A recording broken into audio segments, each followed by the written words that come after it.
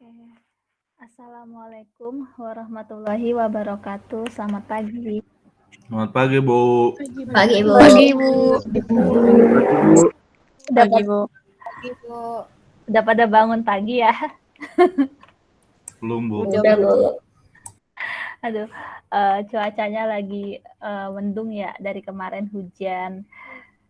Gimana kabarnya, sehat?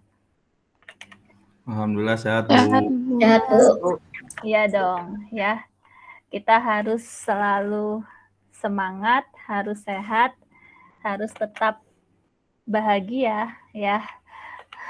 Udah pada sarapan belum nih pagi-pagi? Sudah, Bu. Baru selesai, Bu. Belum, Bu. Baru bangun. Berarti ada yang belum mandi dong. Wah, awal parah. Aduh. Kesiangan. Iya, saya yang minta maaf ya. Jadi kemarin baru dikabarin disuruh nguji sidang skripsi, kemudian ada rapat dosen juga. Jadi juga jadwal saya hari ini cukup banyak daripada biasanya. Ya, saya minta maaf pagi-pagi udah kita udah Google Meet. Kalau untuk absensi nanti seperti biasa, yang manajemen jam 1, yang akuntansi jam 15.45.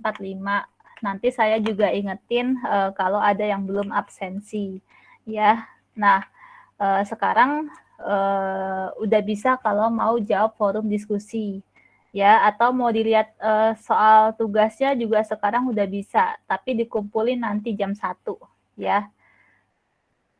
Nah, sekarang saya mau absen dulu karena di sini harusnya yang hadir 45, ini baru 32.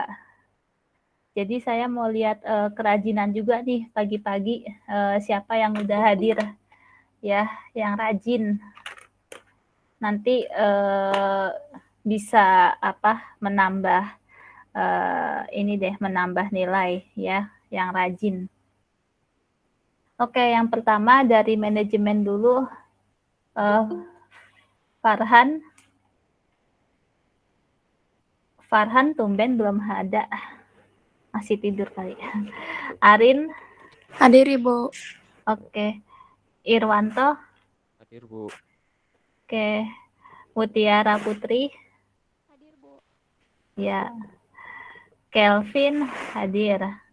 Hadir, Bu. Ya. Raymond. Nggak pernah ada. Elizabeth Catherine. Catherine nggak pernah ada. Nggak ada. Diamona nggak ada. Happy Rizka. Hadir, Bu. Oke. Dali Sofiatu. Hadir, Ibu. Oke. Muksal Mina. Hadir, Bu. Oke. Restu.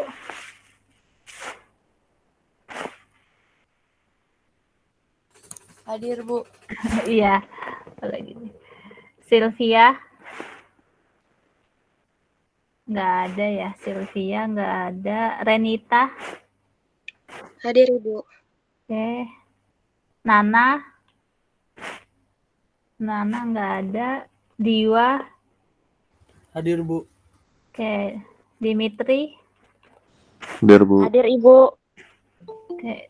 Oh ya, Nana baru hadir ya. Oke.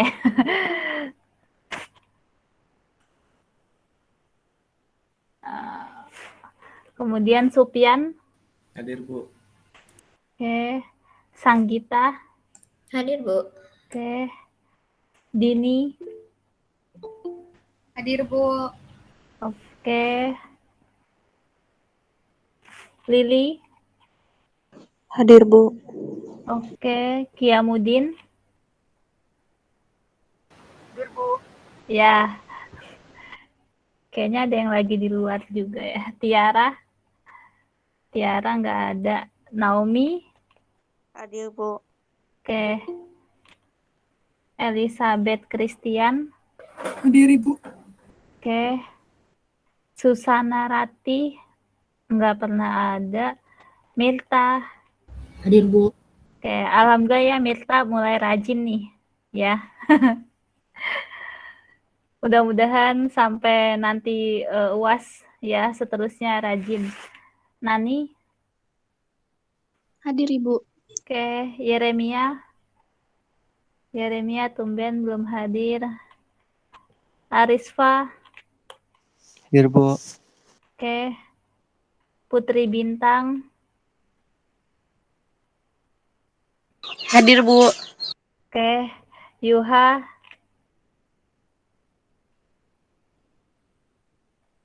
Belum ada. Kemudian tadi yang baru hadir Farhan ya. Iya, hadir, Bu. Ya, Farhan. Elizabeth Catherine. Ya. Oke, sekarang ke accounting. Alfred. Hadir, Bu. Oke. Yuliani. Hadir, Bu. Oke, Aulia Rizka. Hadir, Bu. Oke, Desmia. Hadir, Bu. Oke, Nafisa. Hadir, Ibu. Oke, Ariesta. Hadir, Bu. Ya. Wilda. Hadir, Bu. Oke, Intan. Hadir, Bu. Oke, Royal. Hadir, Bu. Oke, Clara. Hadir, Bu. Oke, dan Daniel. Hadir, Bu. Wah, accounting hadir semua ya berarti. Tadi yang belum manajemen ada Yuha ya. Yuha. Iya, Bu. Maaf, Bu, telat. Oke, nggak apa-apa. Sylvia, Bu. Bu, Oh saya iya, juga, Bu. Sylvia. Elizabeth Catherine, Bu. Iya, Elizabeth Catherine udah. Ya, Bu, saya sudah kan, Bu, ya? Dimitri. udah. Kamu kalau nggak hadir, saya tanya Dimitri. Oh ya, dia mau. Kan kamu pakarnya. Kamu yang bantu saya di sini. Bantu saya di analisis investasi. Oke. Dia mana? Oke. Seperti biasa kita kuisis dulu ya. Mudah-mudahan nanti di akhir pertemuan 15 saya bisa ngasih hadiah bagi yang kuisisnya selalu 3 besar. Nanti saya kirimkan catatannya.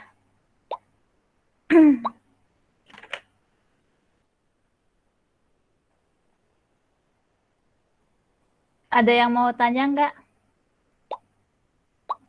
Kalau ada yang mau tanya, sampaikan aja. Bu, itu Iya. tugas yang di e-learning masih bentuk PPT yang itu ya, PPT yang materi hari ini. Maksudnya tuh masih iya tugasnya seperti yang ada di PPT. Enggak, maksudnya itu kan di kolom tugas e-learning itu bukan soal tugas, Bu, tapi PPT. Emang iya? Iya. Tanya, Bu. Bentar. Aduh, berarti saya salah upload. Mana sih? Emang iya ya? Oh iya, kok PPT sih? Aduh. Saya ganti dulu.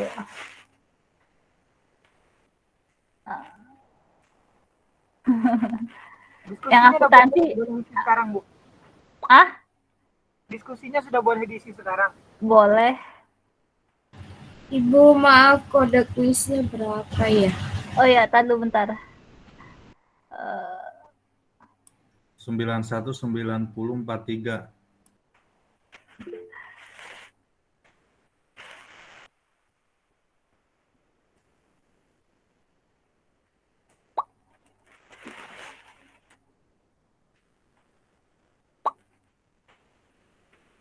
Nanti juga jam 1 udah bisa ngumpulin tugasnya ya, yang anak manajemen. Nanti selesai ini kalau mau langsung mengerjakan.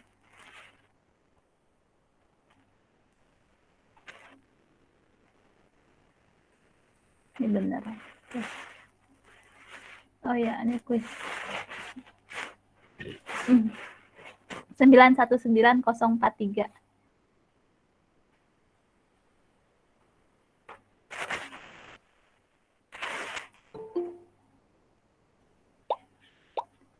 Tiara baru hadir.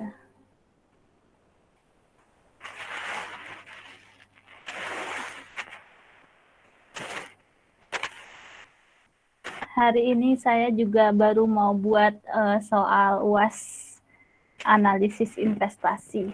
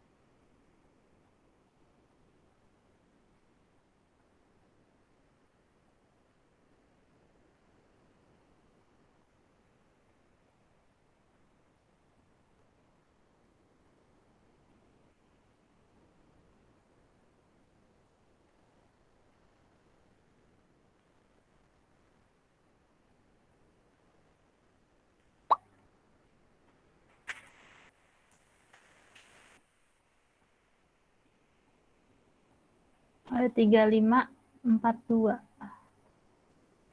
Oke, Mutiara nggak apa-apa.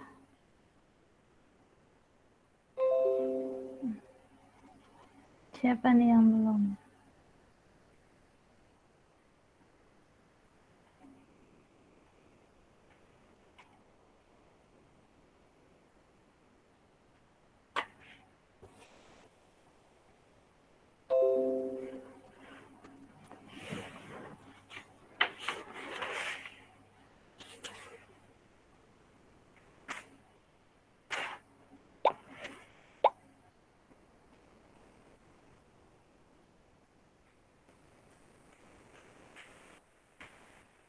Udah, kita langsung mulai aja ya. Udah mau jam segini.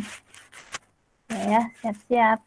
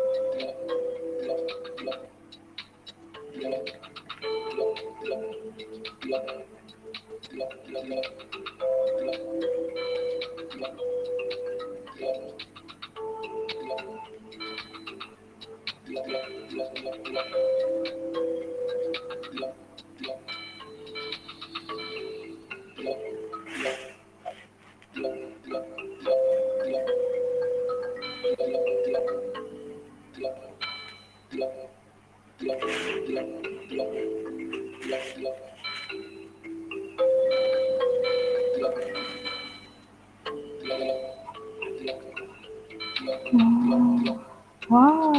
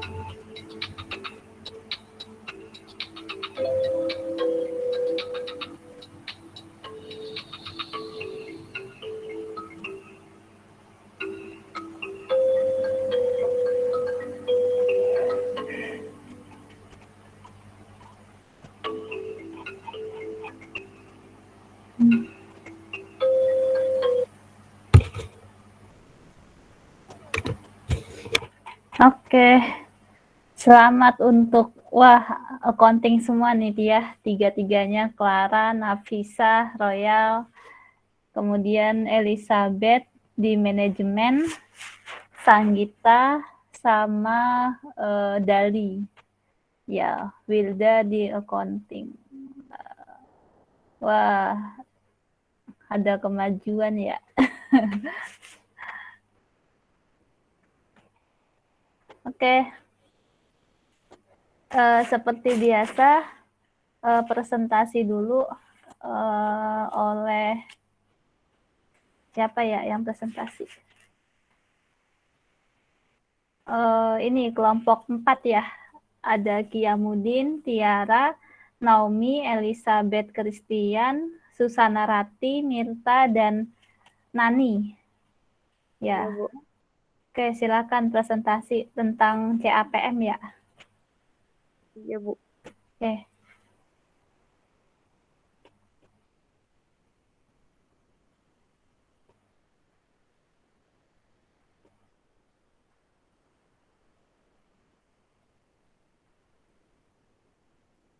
Assalamualaikum warahmatullahi wabarakatuh. Waalaikumsalam. Selamat pagi Ibu dan teman-teman. Kami dari kelompok 4 akan menjelaskan materi tentang analisis capital asset pricing model atau CAPM.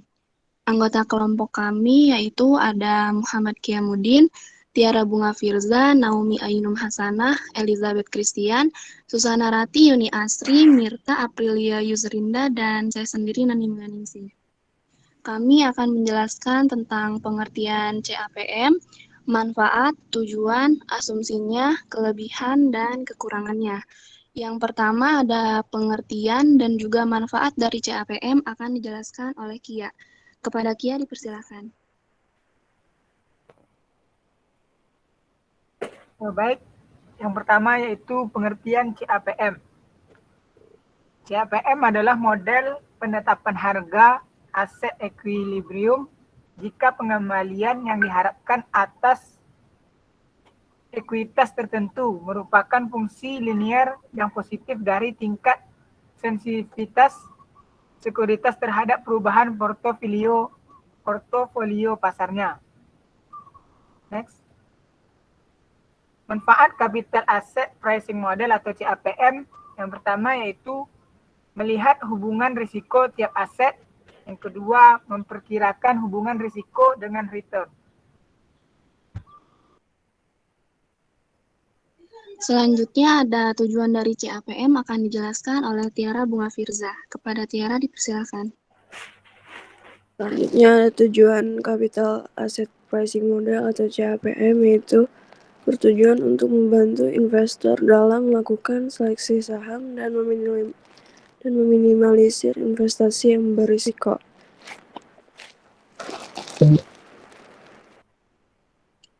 Selanjutnya ada asumsi CAPM akan dijelaskan oleh Naomi. Kepada Naomi dipersilakan. Asumsi CAPM terbagi menjadi 9.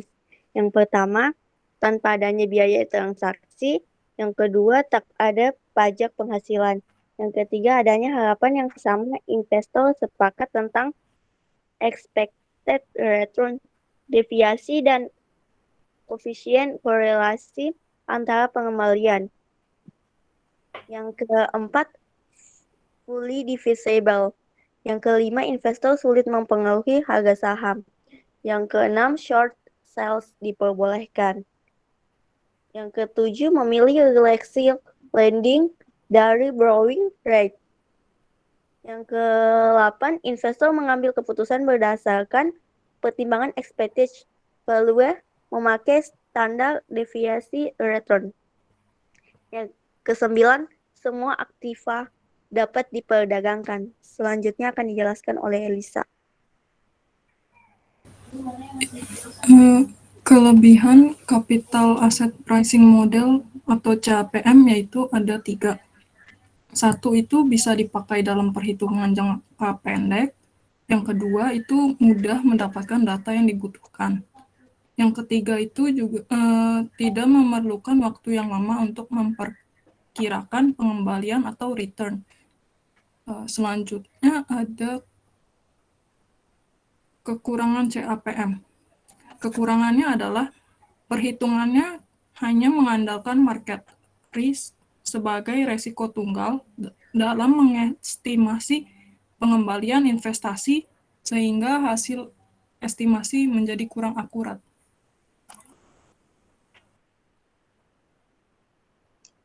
Selanjutnya ada kurva portofolio pasar akan dijelaskan oleh Susana Ratih. Kepada Ratih dipersilakan.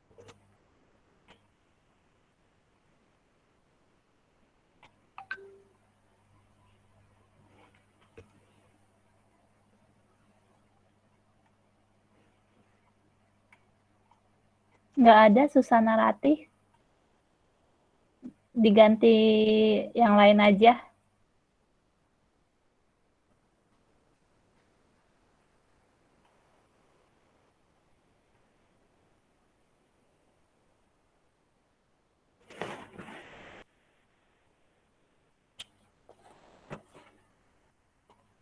Nani?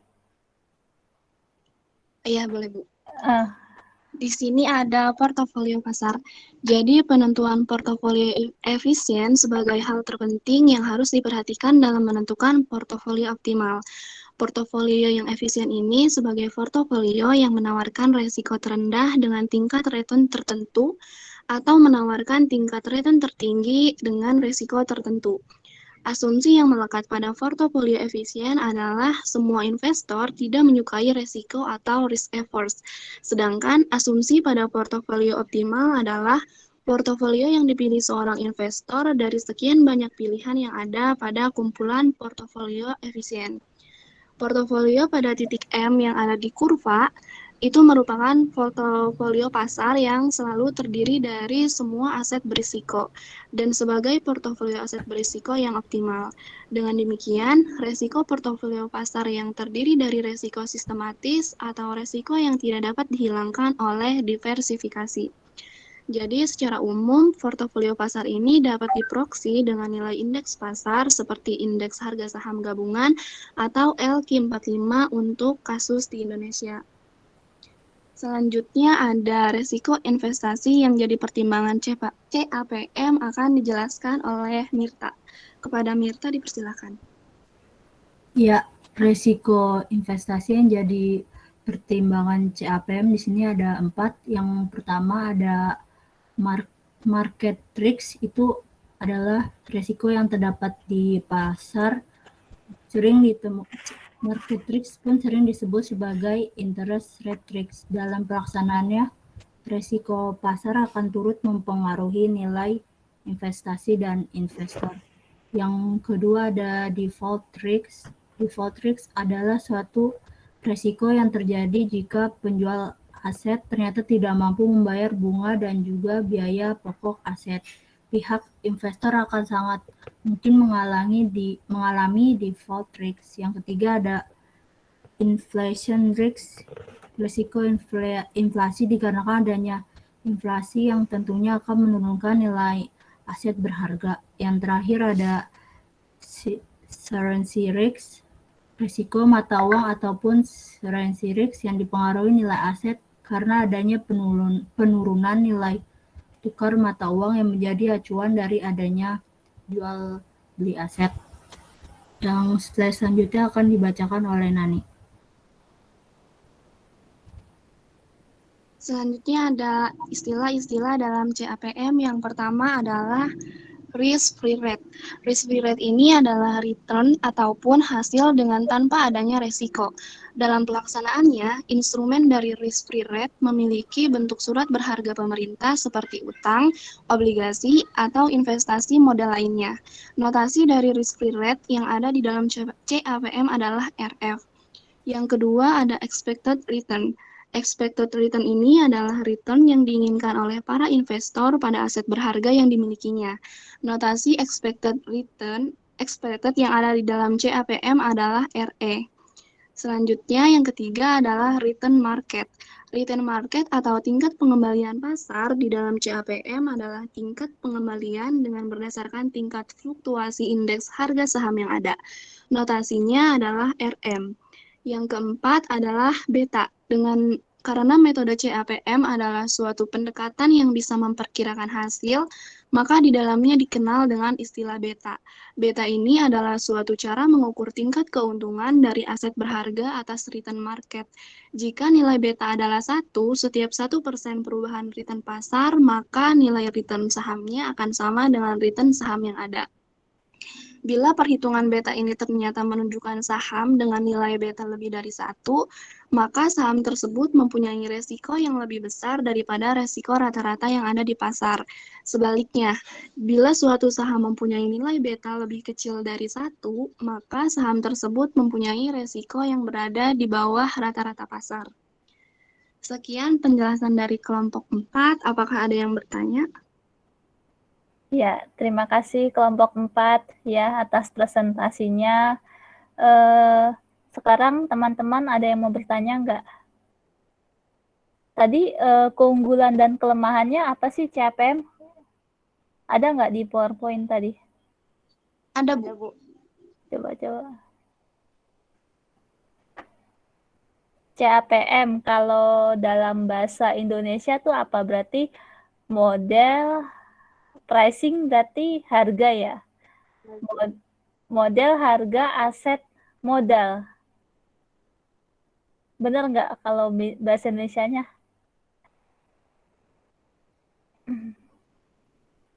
Ini kelebihannya bisa digunakan dalam menghitung analisis investasi jangka pendek. Mudah mendapatkan data yang dibutuhkan, tidak membutuhkan waktu yang lama untuk mengestimasi pengembalian atau return. Kemudian kelemahannya,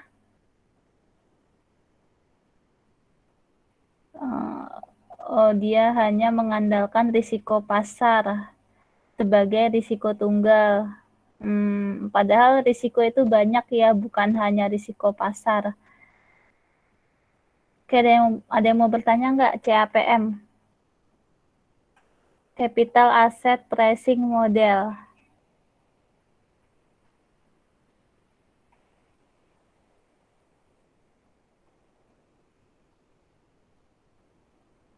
Terus coba tadi risiko apa aja yang mempengaruhi CAPM tadi yang di slide ke-11?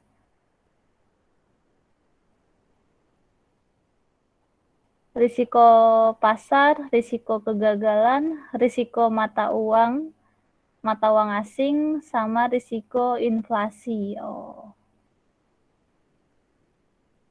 Risiko investasi yang jadi pertimbangan CAPM. Tapi tadi yang di kekurangannya hanya mengandalkan risiko pasar ya, sedangkan di sini risiko investasi yang jadi pertimbangan CAPM ada 4.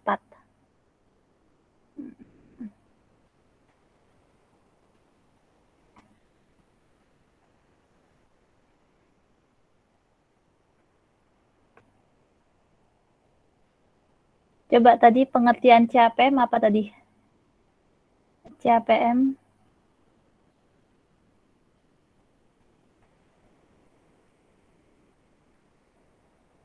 model penetapan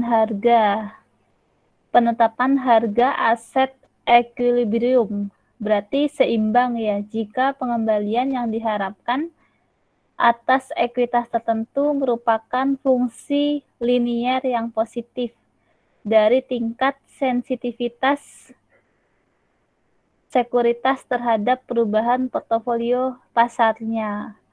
Berarti di sini salah satu metode ya. CAPM ini salah satu metode untuk menetapkan harga aset equilibrium ya jika return yang diharapkan itu berarti seimbang ya, sesuai dengan risikonya.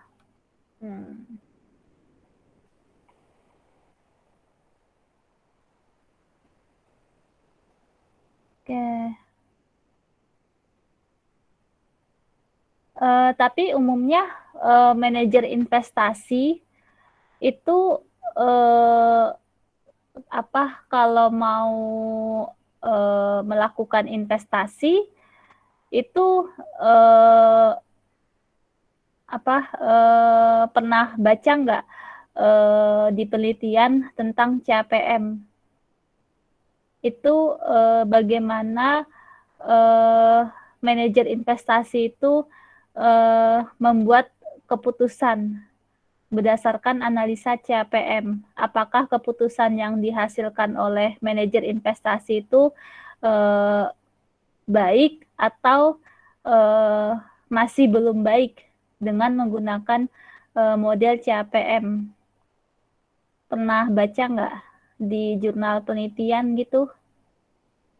Atau di internet? CAPM?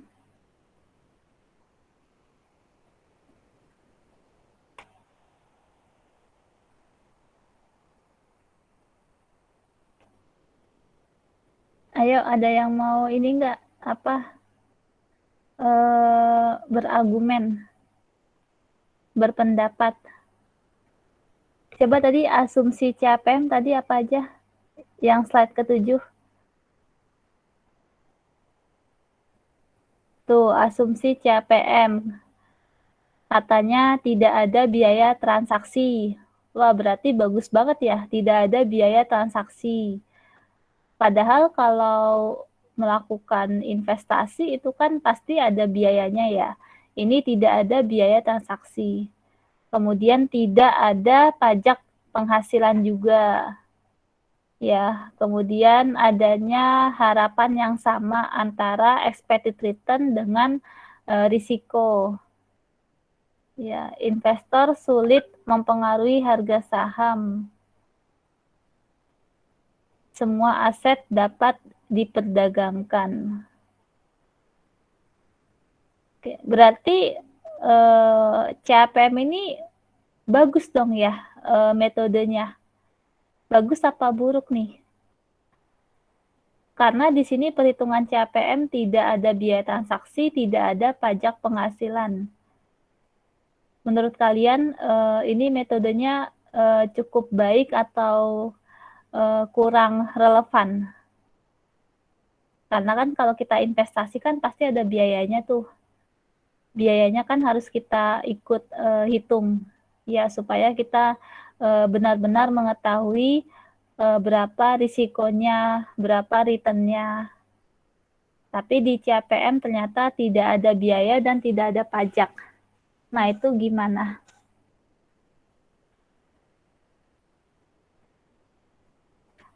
Siapa ya?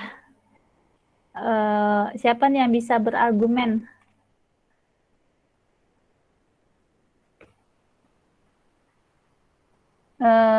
Saya ini aja deh tanya ke pakarnya, coba Dimitri.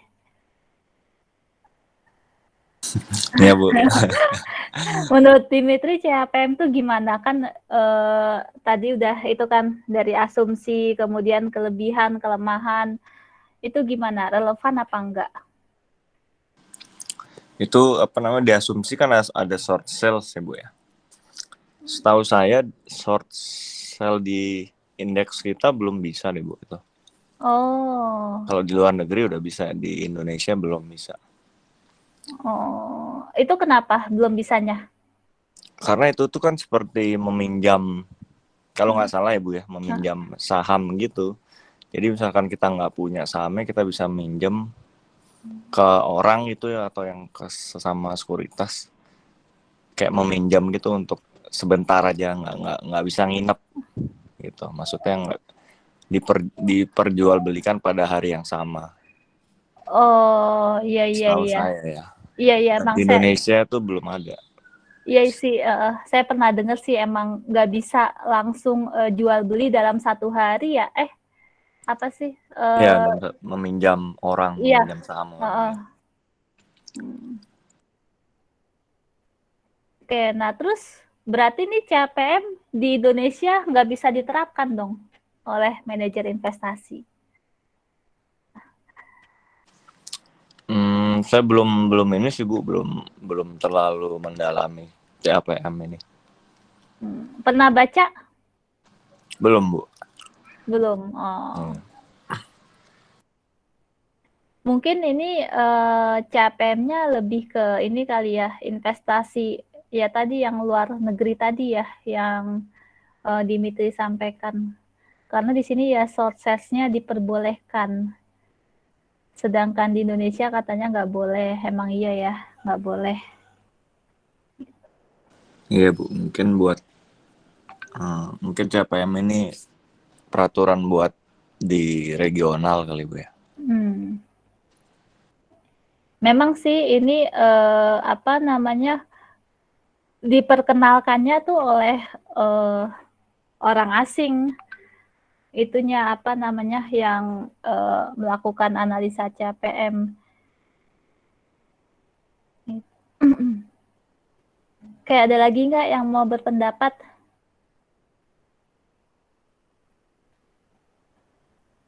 Tentang CAPM ini?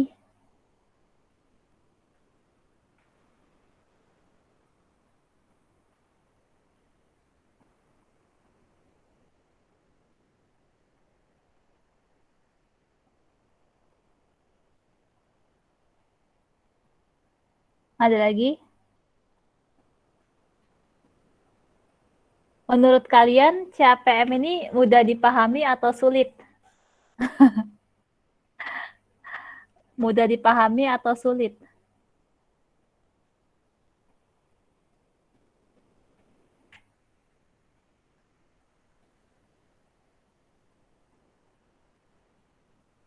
Berarti tidak semua metode analisis investasi itu dapat digunakan di Indonesia, ya.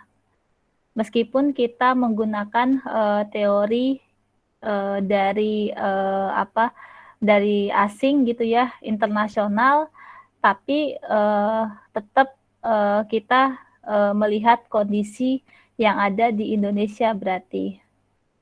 Nah, makanya di sini kita bisa tahu nih ya, ternyata asumsi yang ada di CAPM tidak semua bisa diterapkan di Indonesia ya.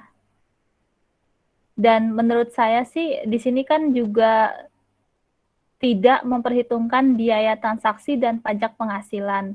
Nah, kalau di Indonesia kan pasti yang berhubungan dengan pajak itu kan pasti diperhitungkan ya. Pasti diperhitungkan pajaknya. Jadi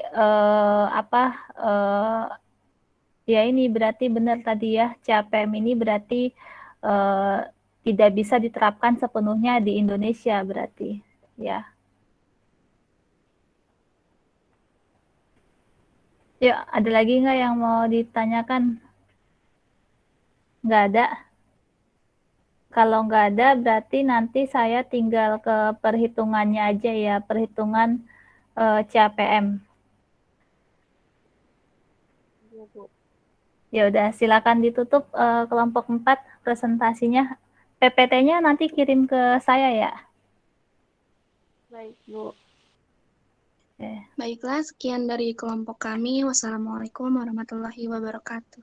Waalaikumsalam warahmatullahi wabarakatuh. Oke ya, terima kasih banyak buat kelompok 4 ya. Ada Kia, Tiara, Naomi, Elizabeth, Mirta, dan Nani ya. Ya, Bu, sama-sama. Oke. Nah, ini kita bahas perhitungannya. Kalau misalnya ada yang kurang tepat perhitungannya, kalian pernah baca di mana, kasih tahu aja ya. Nah, di sini ada contoh penggunaan CAPM. Yaitu yang pertama, tingkat return bebas risiko adalah 10%. Kemudian return harapan pasar adalah 18%. Jika saham ABCD memiliki beta 0,8, berapakah return yang disyaratkan berdasarkan CAPM? Ya, nah ini rumusnya yaitu return bebas risiko ditambah beta dikali buka kurung return harapan pasar dikurang return bebas risiko. Jadi 10% ditambah 0,8 dikali 8%, hasilnya 16,4%. Kemudian yang kedua, tingkat return bebas risiko adalah 10%, return harapan pasar adalah 18% jika saham lain, yaitu saham ya EFGH memiliki return disyaratkan 20%. Berapakah betanya? Nah, berarti ini kebalikan ya dari ini. Ini pertanyaannya yang ditanya betanya. Jadi tinggal ini aja ya, berarti return disyaratkan sama dengan return bebas risiko ditambah beta dikali return harapan pasar dikurang return bebas risiko. Return disyaratkan 20%, return bebas risiko 10% ditambah beta dikali return harapan pasar 18% dikurangi 10% return bebas risiko. Nah, kemudian ini dipindahkan aja seperti matematika, 20% dikurangi 10%, kemudian ditambah beta dikali 8%. Ya, ini seperti matematika aja. Jadi betanya hasilnya 1,25. Ya.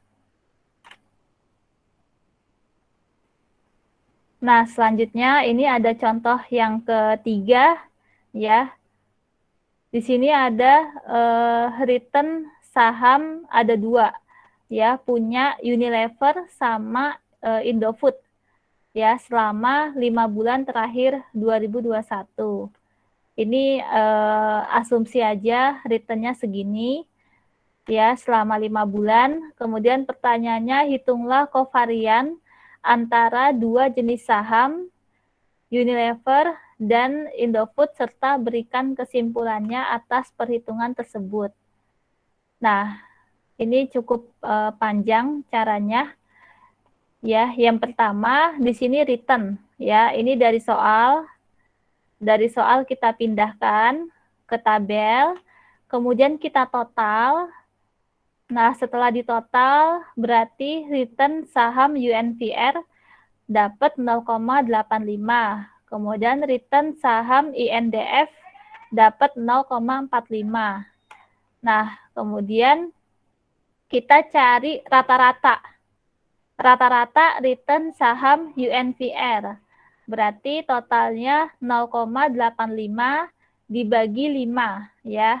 Ada 5 bulan dibagi 5. Hasilnya 0,17.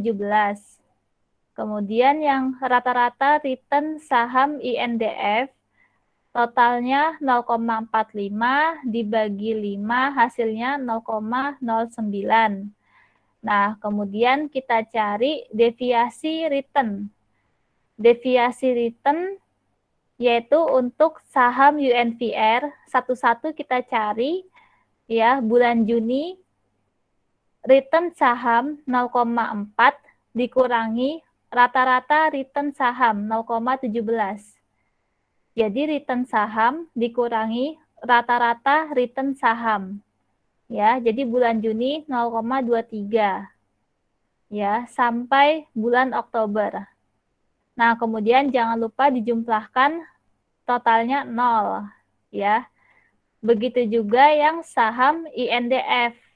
Ya, bulan Juni return saham INDF 0,3 dikurangi rata-rata return saham INDF 0,09, hasilnya 0,21.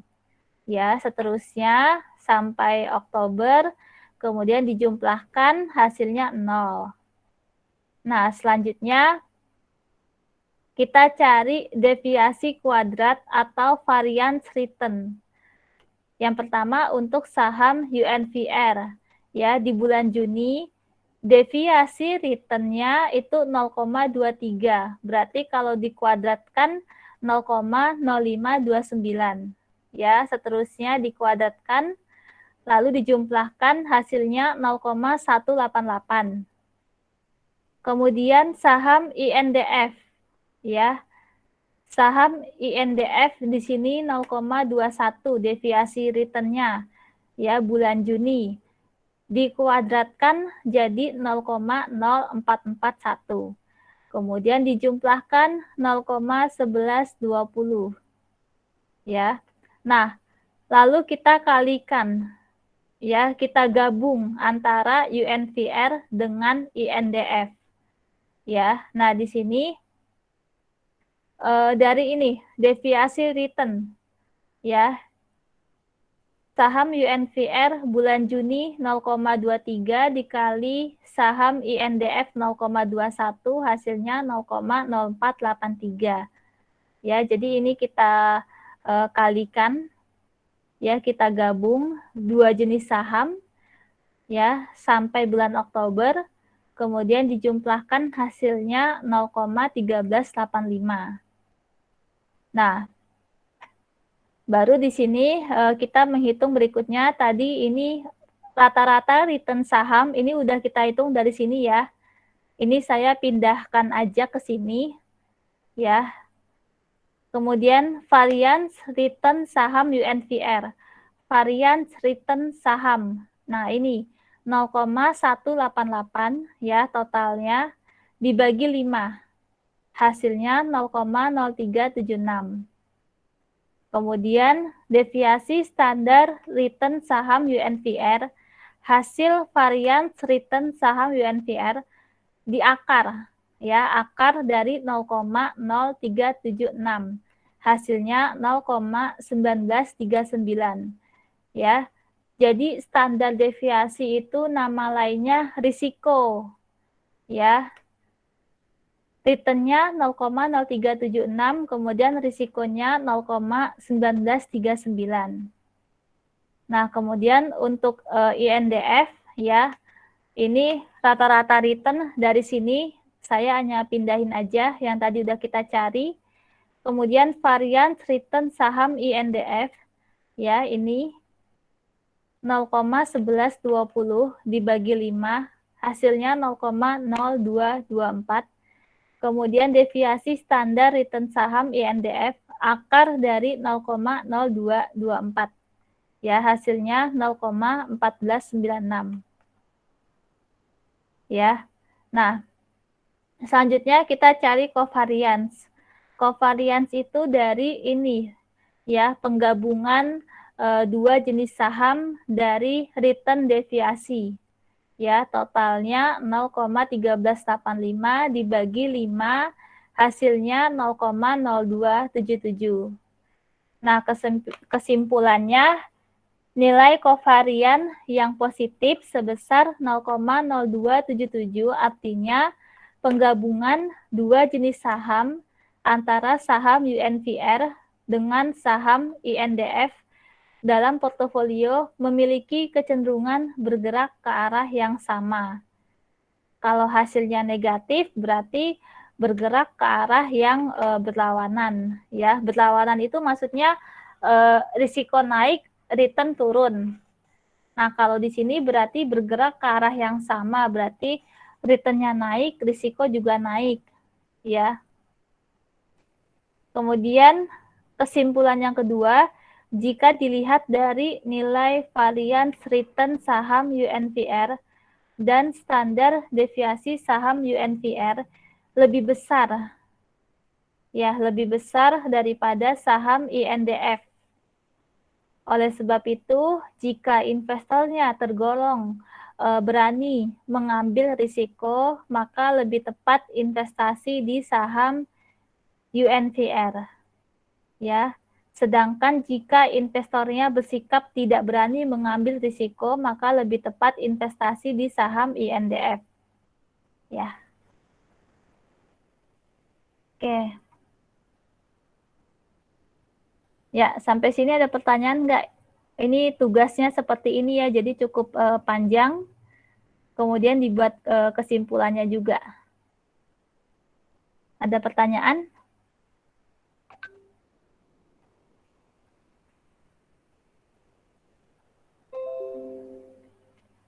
Biasanya Putri ada pertanyaan nggak?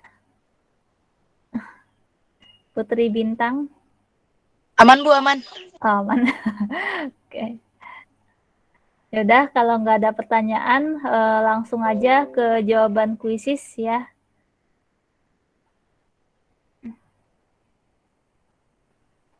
Di end dulu ya.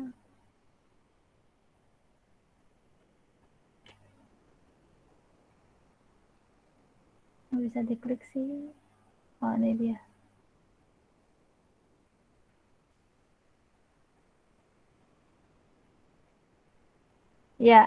Ya, kuisisnya pertanyaan pertama, model hubungan antara tingkat return harapan dari aset berisiko dengan risiko dari aset tersebut pada kondisi pasar yang seimbang disebut capital asset pricing model, ya, CAPM.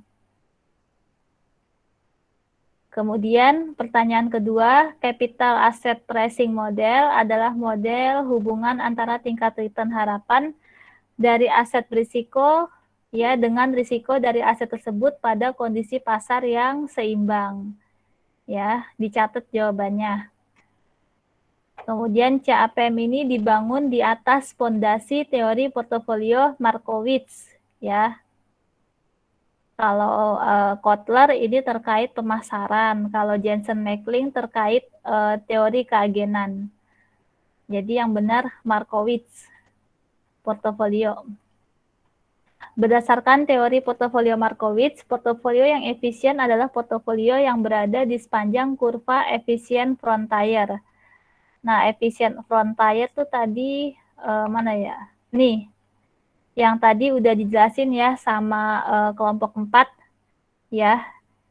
Jadi di sini memilih portofolio yang optimal, ada kategori di titik M. Ya.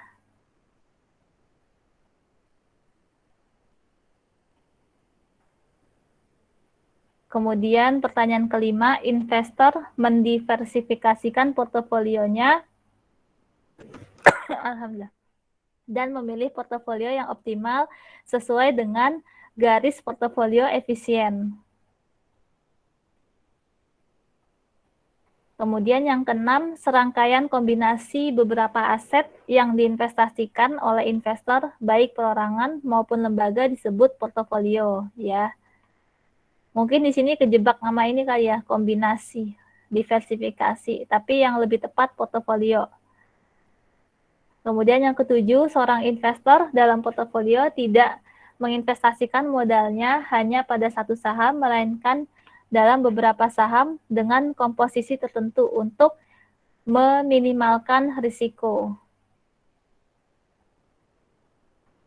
Kita kan pengennya risiko itu kan kecil ya, jadi nggak mungkin jawabannya yang maksimal atau meningkatkan. Kemudian yang kedelapan, penggabungan dua jenis saham dalam portofolio memiliki kecenderungan bergerak ke arah yang sama disebut nilai kovarian yang positif.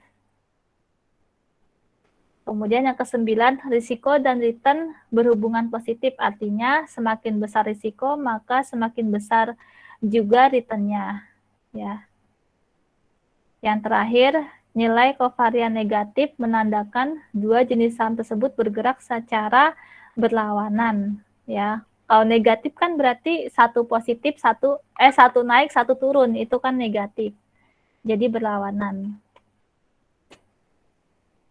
Oke, sampai sini ada yang mau bertanya?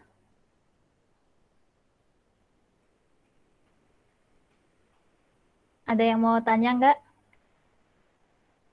Cukup, Bu. Oh ya udah, kita sesi foto dulu. Waktu tuh cepet banget ya kayaknya. Cepet berjalan. Kalau lagi banyak kerjaan tuh waktu cepet banget. Kayak ngerasa kurang. Tapi kalau lagi nggak ada kerjaan, waktu tuh lama. Ayo, kita foto dulu. Nani, Dimitri, Mirta, Eli, Tiara, Kia, Elizabeth, Sylvia, Yuha, Clara, Royal, Intan, Wilda, Ariesta, Nafisa. Berarti hari ini kalian jadwal juga padat ya, Kamis ya? Harusnya dari pagi sampai sore ya berarti. Yuli, Restu, Rizka, Irwanto, Mutiara, Arin. Oke. Ya, 1, 2, 3. Oke. Ya udah, kalau nggak ada pertanyaan lagi, saya minta maaf ya sekali lagi yang sebesar-besarnya kita udah Google Meet di pagi hari, ya sebenarnya sih lebih enak pagi hari ya. Enak nggak sih pagi hari? Kalau siang-siang tuh udah ngantuk ya, apalagi udah sore. Sore tuh udah nggak fokus. Ya, selamat mengerjakan tugasnya. Nanti kalau masih ada pertanyaan bisa di WA. Jaga kesehatannya, jaga ibadahnya, tetap semangat dan tetaplah berbuat kebaikan ya, supaya kebaikan kembali ke diri kita. Semoga dimudahkan juga segala urusan kita. Terima kasih banyak ya semuanya. Wassalamualaikum warahmatullahi wabarakatuh. Selamat pagi. Terima Terima kasih, kasih, Bu. Bu. Terima kasih, Bu. Terima kasih, Bu. Terima kasih, Bu.